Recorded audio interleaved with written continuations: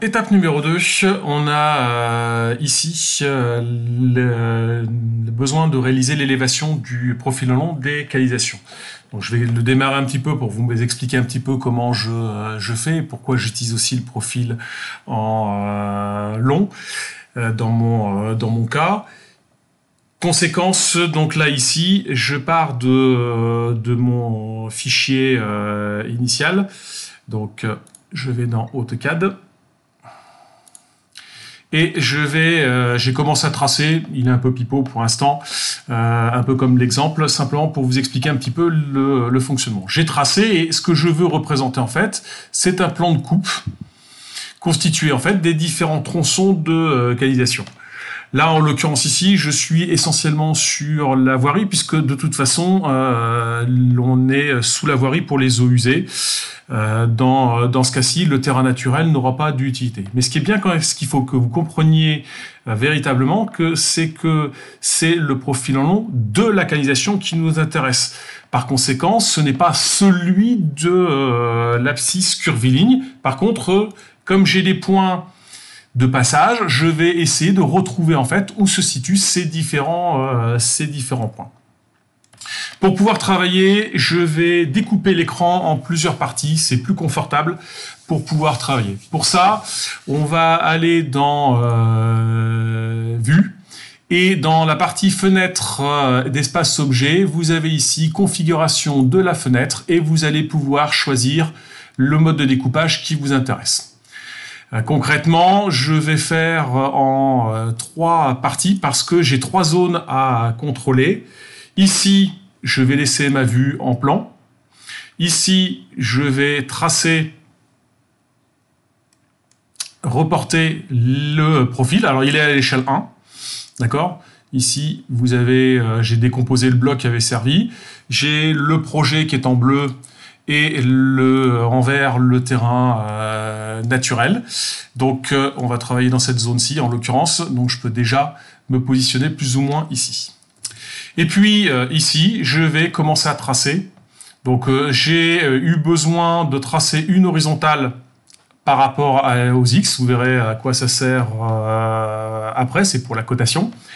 Et puis j'ai défini un point de départ, qu'importe, c'est vous qui décidez de votre point de départ. Je décrète que c'est le regard du lot numéro 17 qui va se retrouver ici. Je commence et je vais venir reporter mes distances. C'est-à-dire que je sais où vont se situer mes regards. Donc je vais mettre ici en vert, parce que j'ai déjà des calques. Je vais choisir de prendre les réseaux d'eau usée, ici. Et donc, je vais utiliser cet élément-là pour pouvoir me reporter. Donc, pour ce faire, je vais me placer ici.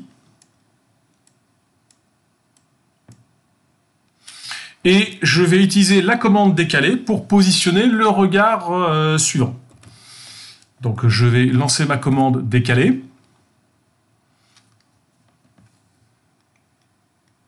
De là jusque là, je prends le centre du regard, je viens dans mon autre fenêtre et je reporte ma distance. Ça, c'est pour pouvoir repérer la position de mon regard, et puis on va faire la même chose pour le suivant, puisque j'en ai mis quelques-uns. Donc, je vais utiliser la commande pour que vous puissiez la repérer. Donc, c'est la commande décaler qui sert ici. De là à ici. Voilà le regard suivant.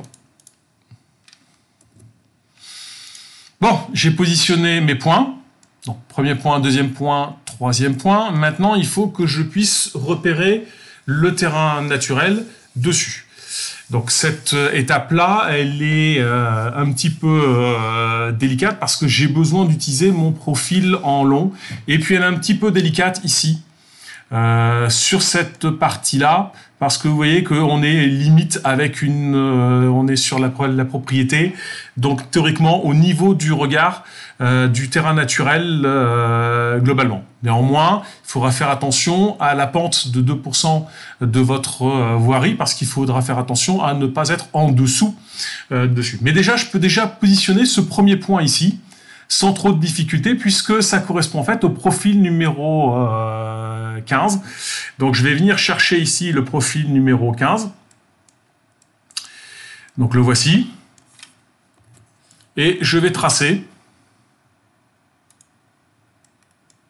une verticale. Et je sais que je suis sur le terrain, c'est-à-dire à l'intersection entre le ligne du profil numéro 15 par rapport à ma ligne de projet. Donc je vais pouvoir tracer maintenant une horizontale.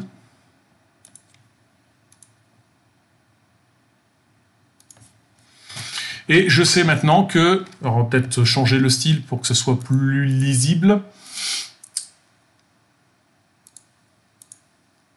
Type continue. Donc celui-ci, ça sera mon regard. Alors on peut copier, hein, comme ça facilite un petit peu la tâche. Copier ici ce regard-là. Ici. Un ici. Un ici. Donc là, ici, je suis sur ma première branche. Donc je vais mettre ici 101. Je ne connais pas encore mon tampon.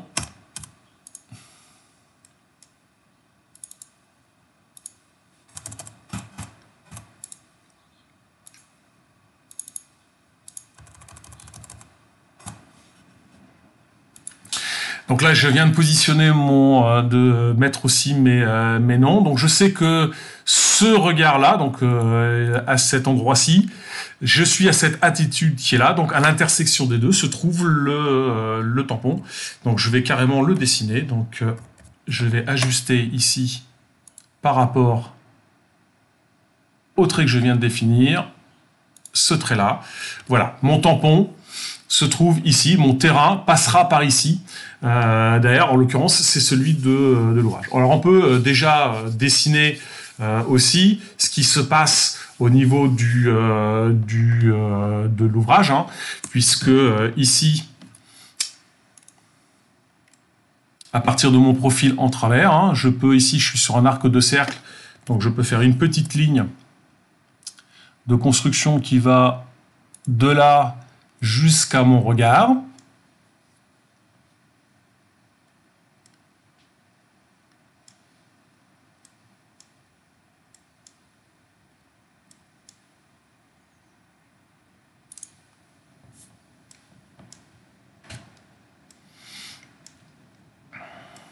Je suis pas très loin du profil 116 hein, pour le coup, mais ça me permet comme ça de trouver la position. C'est-à-dire que ici, j'ai le point entre l'abscisse curviligne et cette épure que je viens de dessiner. J'ai un point que je peux situer par rapport au profil 116. C'est-à-dire qu'il suffira simplement pour moi de décaler à gauche la position et de déterminer de combien je vais devoir me décaler. Alors concrètement, ça veut dire quoi? Ça veut dire que cette fois-ci, donc j'ai plus besoin de ce trait de construction. Hein. Je vais maintenant déplacer sur le profil 116. On peut les garder, hein, c'est des traits de construction, c'est pas gênant. C'est juste qu'à un moment donné, vous allez finir par en avoir tellement que vous ne saurez plus où vous en êtes. Donc ici, je sais que je suis à une altitude de 115 mètres hein, pour le coup. Mais moi, ce qui m'intéresse, c'est vers le profil 15, la distance qui m'intéresse. Donc, je vais venir ici. Je vais faire un décalage de la distance entre mon point qui est ici. Alors, je prends la corde. Si j'étais puriste, il faudrait que je prenne l'arc, puisque c'est sur la développée. Je reporte et je le décale vers la gauche, puisque c'est vers le profil numéro 15. Donc je sais que le point qui se trouve ici, à l'intersection de ces deux-là, il est en fait ici, à la distance entre le profil 116 jusqu'ici, donc c'est le décalage que j'ai fait ici. Et je vais reporter ici maintenant l'horizontale, puisque ça correspondra à l'altitude le long de l'abscisse curviligne. Oui, mais j'ai un petit souci, parce que de ce côté-ci, j'ai une pente. J'ai une pente, c'est-à-dire que ça, c'est l'altitude de ce point-là. Ici, j'ai une pente de 2%. Donc du coup, ce que je vais faire, c'est que je vais faire un petit tracé.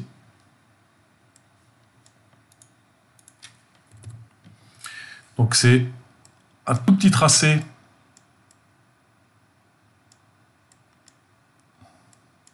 que je vais faire ici, là, pour me simplifier un petit peu la vie. Donc, je vais me tracer ici une ligne avec une pente de 2%.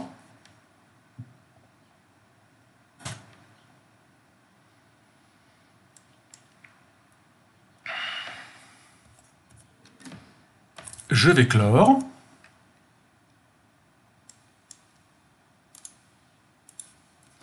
Donc là, j'ai fait mon tracé. Alors, si vous l'avez fait sur votre profil en long, vous pouvez copier votre profil numéro 11 ou 5 pour récupérer l'information. Je ne le fais pas parce que sinon, vous allez récupérer toutes les données de mon dessin. Et je démarre ici, aléatoirement, hein, c'est pas un problème. Et je vais décaler de la valeur entre ici et ici, sachant que je serai plus bas. Donc, puisque la pente de 2%, elle est vers la droite, donc elle descend sur le côté droit, donc moi je suis en descente. Donc je vais faire venir ici, je vais décaler de la distance entre les deux. Donc là je me mets sur la limite de propriété, mais on pourrait aller jusqu'au niveau des eaux usées, hein, ça ne changerait pas grand-chose dans l'histoire. Je prends le point qui me sert de référence, voilà. Donc là, ici, c'est ma limite de propriété. Et ici, on va copier les propriétés. Imaginez que c'est mon axe d'abscisse curviligne. La conséquence, c'est que ici, j'ai un dénivelé entre le point qui est là et le point qui est ici, qui correspond en fait, en traçant une belle petite horizontale ou une perpendiculaire, voilà le dénivelé qui existe entre le point qui est là et le point qui est ici. Donc je vais reporter ce dénivelé.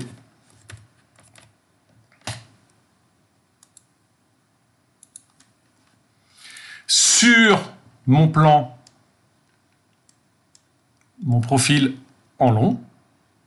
Donc ici, je sais que je suis plus bas.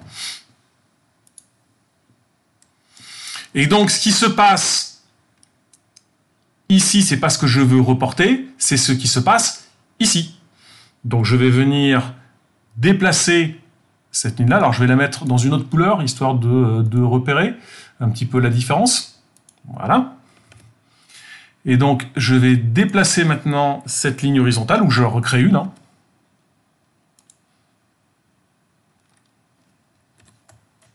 Petit souci.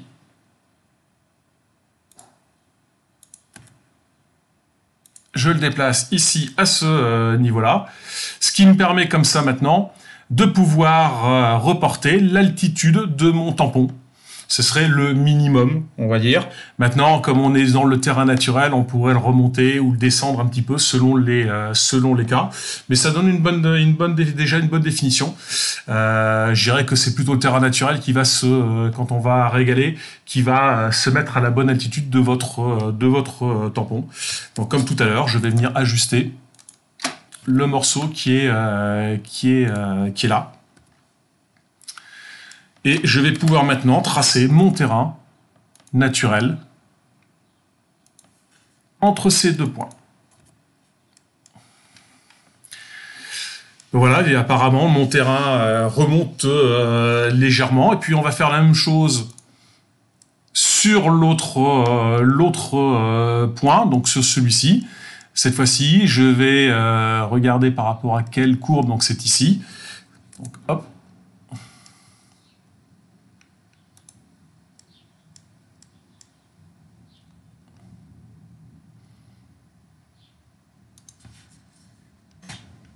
Alors, mon profil le plus proche, c'est numéro 14. On pourrait affiner hein, en prenant la longueur de l'arc. Donc, c'est le numéro 14 qui m'intéresse. Donc, on va aller chercher ça.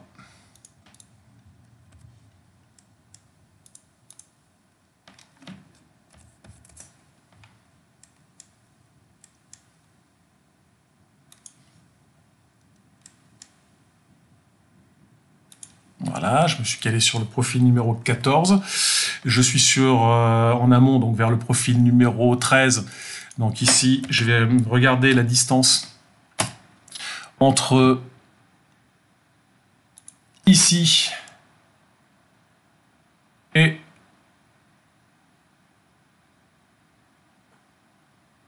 excusez-moi, entre ce point-là et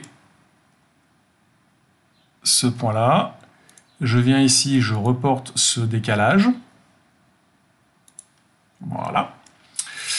Je vais, alors cette fois-ci, je suis sur le profil en long, donc sur ce profil-là. D'accord, il n'y a pas besoin de corriger avec la pente transversale, le dévers de la route.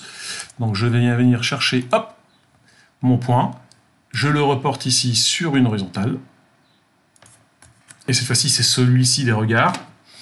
Donc, je viens ajuster ici la hauteur.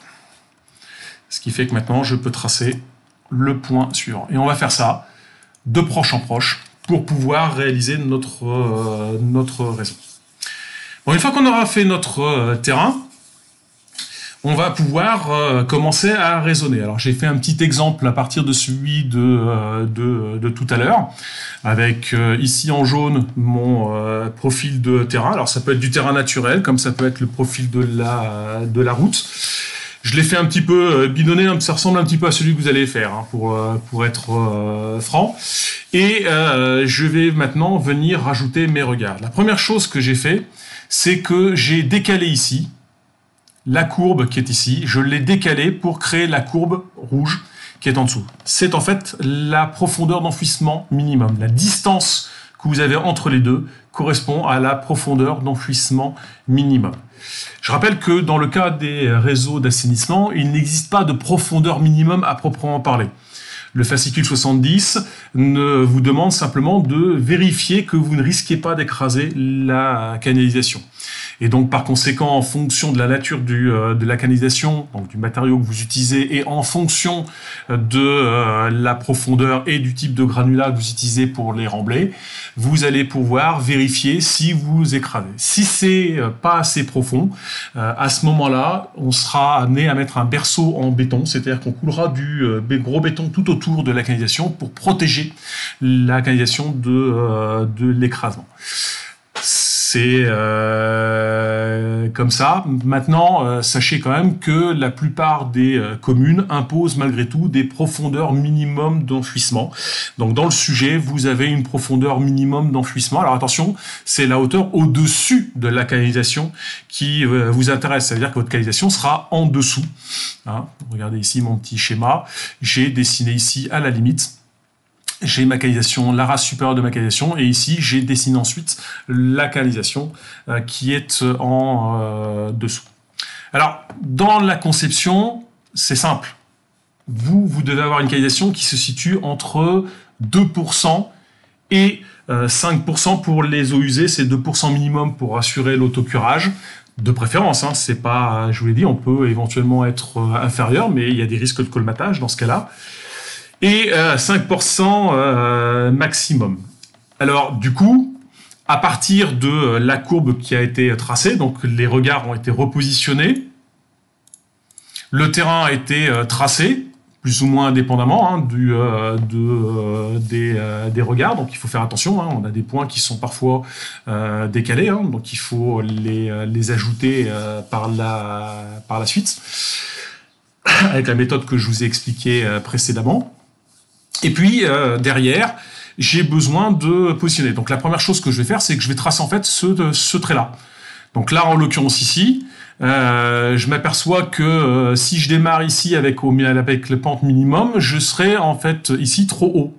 Maintenant, peut-être que si j'avais augmenté ici la pente en traçant directement, hein, si je fais une ligne directement d'ici à ici, que je viens mesurer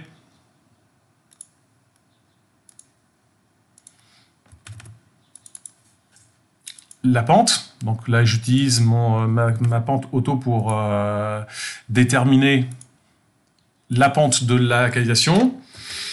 Là je sens bien qu'on est au-dessus des 5% largement, hein.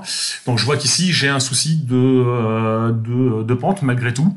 Donc ce que je vais faire, c'est que je vais prendre ici une pente de 5%. Et non pas 2%, autant pour moi. C'est une erreur de tracé, de façon à limiter en fait la profondeur d'enfouissement à laquelle je vais travailler. Donc ici, j'ai déjà une pente à 5%, donc je vais reprendre la pente qui est là. On va en profiter, je vais récupérer aussi ça et ça. Je vais copier cette pente.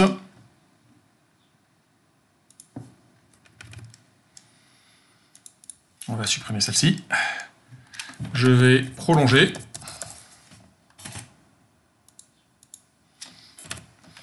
Et j'ai ici, du coup, la profondeur minimum avec une pente de 5%. Alors, vous ne le voyez pas tout à fait parce que je vais vous expliquer après comment je fais.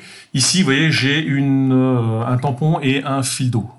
En fait, j'ai créé des segments, 3 pour celui-ci, avec comme objectif de donner le tampon, de donner aussi la profondeur du fil d'eau. Donc concrètement, vous voyez, ici, il suffit pour moi de prendre le point qui est là, de le remonter. Je vérifie que je n'ai pas de point intermédiaire. Voilà. Et donc maintenant, après une régénération, il me calcule les profondeurs correctes.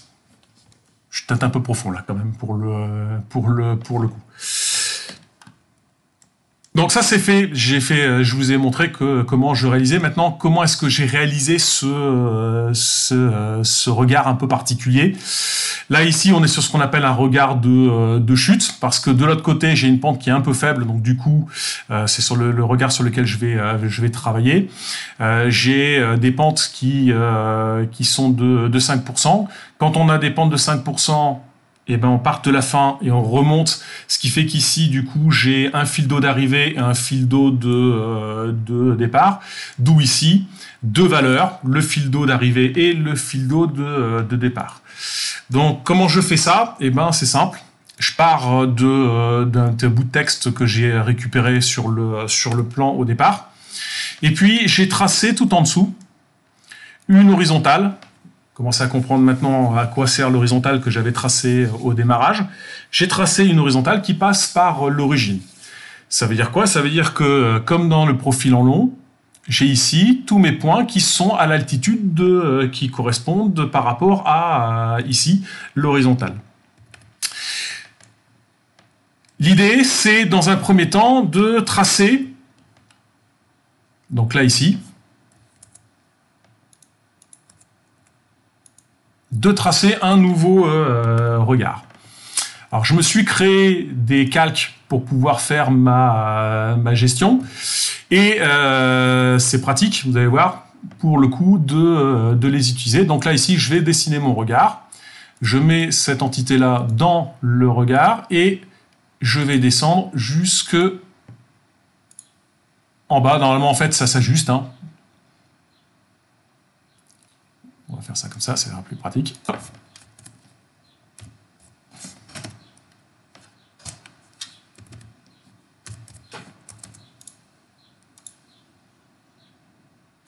Voilà, j'ai ajusté ici. Ça, c'est le regard que je vais dessiner, c'est-à-dire que sur le plan, ce sera dessiné tel que. D'ailleurs, il y a une erreur parce que c'est forcément en type de trait. Continue. Voilà. Donc là, ici, c'est ce que je vais imprimer. Mais à côté de ça, j'ai créé deux autres calques. Un pour les fils d'eau et un pour le tampon. Et c'est ça qui va servir en fait, sauf que ça, je ne veux pas l'imprimer. On peut le garder, hein, ou on les gèle, mais là, en l'occurrence, je vais les cocher non imprimables, ce qui va me permettre comme ça, du coup, de pouvoir les visualiser, mais quand j'imprimerai mon plan, on ne verra que le trait qui correspond au regard. Et je vais les dessiner. Donc je vais commencer par le plus simple pour moi, c'est-à-dire de commencer par le fil d'eau, c'est-à-dire le point qui est ici. Et je vais perpendiculairement jusqu'en bas. Donc ça va être mon premier fil d'eau, donc je vais le caler dans le calque fil d'eau. Apparemment, j'avais commencé à tracer. Voilà. Et puis, je vais tracer un second trait. Donc, une deuxième ligne. Depuis le point haut du regard jusqu'à ma perpendiculaire. Et ça, ce sera dans le calque tampon.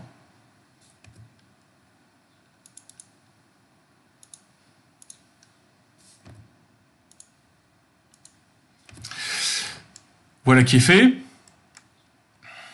Voilà qui est fait. Donc maintenant, j'ai en fait 3 segments qui se superposent. Dans le cas d'un regard de chute, et ben en fait, il y a un deuxième trait pour le fil d'eau, un pour le fil d'eau haut et un pour le fil d'eau bas.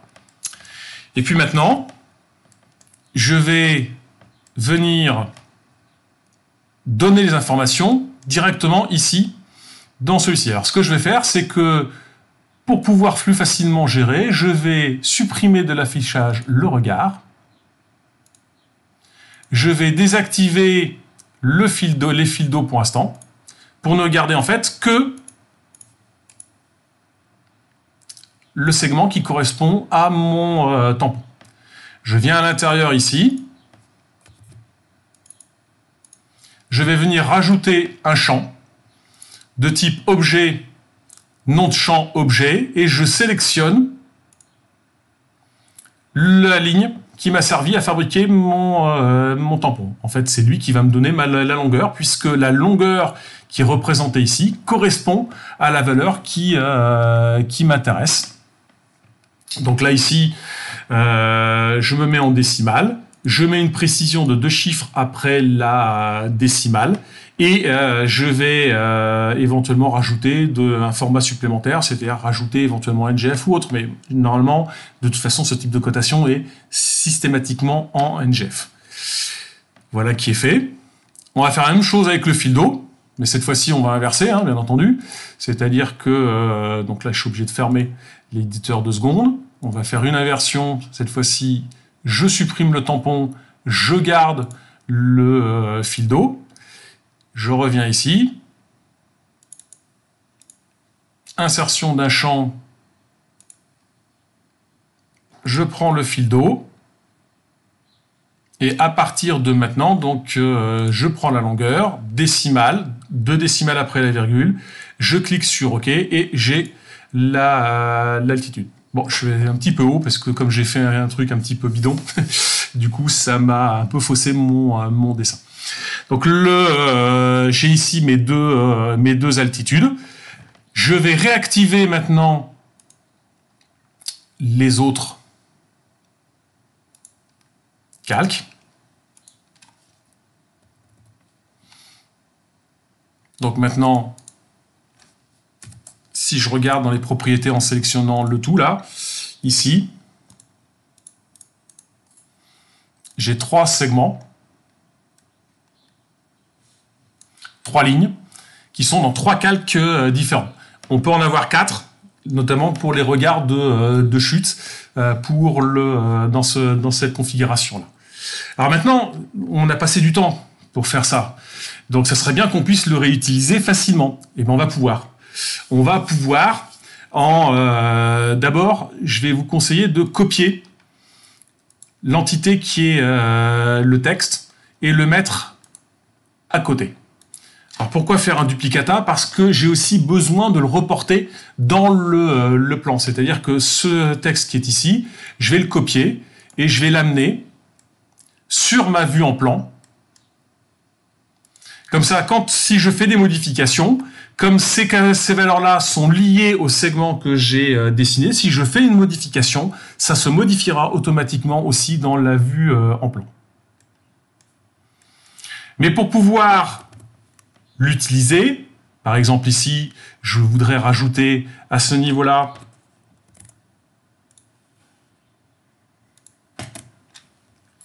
un nouveau regard. Je vais sélectionner l'ensemble de tous les traits d'un coup. Et surtout, cette fois-ci, je ne vais pas utiliser la commande pour copier, je vais utiliser CTRL-C, CTRL-V. En fait, ce que vous ne savez pas, c'est que quand vous faites un CTRL-C, vous allez réaliser en fait un bloc qu'il va décomposer dans la foulée. Et donc, en faisant un bloc, vous allez copier les caractéristiques des segments avec les éléments. C'est-à-dire qu'en faisant une copie, comme ici, quand j'ai fait la copie la première fois, j'ai copié les caractéristiques de cette entité, donc du regard 103, qui était lié avec les segments qui sont en dessous. En faisant un CTRL-C, CTRL-V, je vais copier les segments avec la cotation du regard, et donc elles seront découplées. Et donc ça reviendra à faire une nouvelle cotation, mais ça va nous permettre de gagner du temps. Donc je fais copier, excusez-moi, je dis une bêtise en plus. Hop, hop, hop. Je fais un Shift CTRL-C pour pouvoir prendre le point qui correspond au tampon. Et maintenant, je vais venir ici faire un CTRL-V pour positionner le nouveau regard. Donc là, ici, je suis pas à la bonne hauteur, c'est normal, hein, sur le principe. Je vais venir prolonger la canalisation. Je vais venir maintenant sélectionner les points. Alors je rappelle que ce point-là correspond à la hauteur de mon regard, et ça correspond, à mon fil d'eau. Et petit trou de mémoire, excusez-moi. Voilà. Donc j'ai ici le point bas qui correspond à mon fil d'eau et le point haut qui correspond au tampon. Donc en sélectionnant, donc on fait attention de bien tout sélectionner, hein, c'est quand même plus pratique, sinon on peut vérifier en gelant les calques, hein, si vous avez un doute globalement. Donc là ici, je vais venir repositionner ici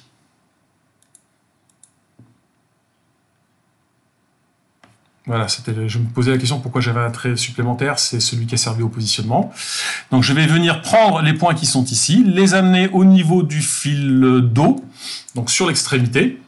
Ce qui fait que normalement, si j'ai bien fait les choses, ici j'ai mon tampon. J'ai la ligne de mon regard, la hauteur de mon regard qui est ici. Et j'ai le fil d'eau qui a été repositionné. Donc je vais annuler les déplacements que j'ai faits. Bien entendu, tout de suite, il ne vous le mettra pas forcément. Donc on va faire une régénération. Et maintenant que j'ai fait ma régénération, je vais pouvoir renommer ici chacun des regards. Et celui-ci, qui était la copie pour pouvoir travailler, je viens le remplacer ici.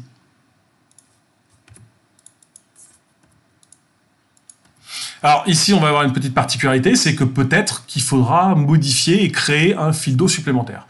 C'est pourquoi lorsque vous ferez votre premier regard, moi ce que je vous conseille de faire, c'est directement un regard de ce type-là. Alors pourquoi? Parce qu'il suffira simplement de supprimer l'une des deux valeurs, hein, ici, par exemple comme ceci.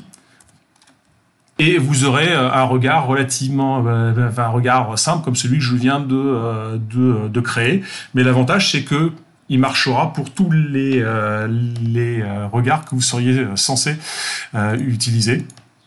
Ce qui vous facilitera quand même pas mal la tâche pour travailler. Donc voilà, je vous ai expliqué un petit peu comment on faisait les opérations, comment j'utilisais ces regards et comment je mets à jour ensuite les données. Reste une dernière petite chose qui pourrait se produire, c'est que sur ce plan, on pourrait avoir, et normalement si on avait fait les eaux pluviales, vous les auriez aussi, il faudrait regarder tous les croisements qui seraient potentiels, qui pourraient se produire et vérifier. Auquel cas, si d'aventure on se retrouvait avec une configuration de ce type-là, bah, peut-être que par exemple s'il y avait une canalisation qui se trouvait ici, bah, peut-être qu'en descendant, en diminuant la pente, donc en augmentant la profondeur ici, on passera en dessous de la canalisation que l'on croise. Si on passe en dessous des 2%, dans ce cas-là, peut-être que ce sera plus intéressant de descendre le fil d'eau. Mais bien entendu, si vous descendez le fil d'eau en aval, bah, il faudra aussi descendre le fil d'eau pour le suivant. C'est pour ça que c'est toujours plus intéressant généralement d'attaquer par le haut si c'est possible. Bon travail à vous en attendant.